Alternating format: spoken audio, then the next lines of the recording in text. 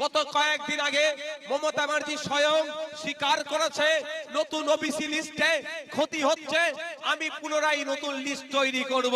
তবে একটা কথা বলি, নতুন বছরের যদি নতুন সরকার আসলে তৈরি করব, এই গল্প যদি শোনাই এই ফাঁদে পা দেবেন না।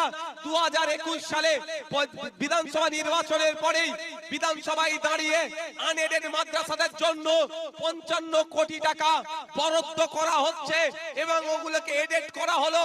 এডেডরা যা সুযোগ সুবিধা পায় ওই আনএডেড গুলো এরপর থেকে সব পাবে বলে গল্প শুনিয়েছিল, অনেকে বিশ্বাস করে নিয়েছিল।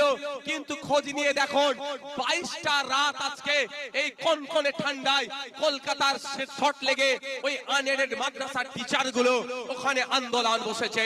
আপনারা শুনলে অবাক হবেন, যারা আমাদের দিকে লাঠি নিয়ে তেড়ে আসছেন তাদেরকেও বলছি আপনার বাচ্চাগুলো কিন্তু আনএডেড মাদ্রাসাতে যায়। খোঁজ নিয়ে দেখুন স্কুলের পাশে কুকুরের বাচ্চা থাকলে মমতা ব্যানার্জি নির্দেশ দিচ্ছে তাদের খাবারের ব্যবস্থা হবে।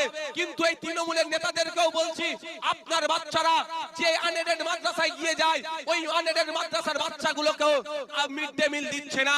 একটু ভাবার চেষ্টা করুন, কেন আইএসএফ কে আটকানোর চেষ্টা করছে?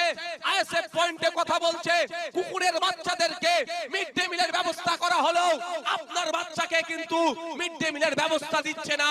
এটা স্পষ্ট ভাষায় বলছি।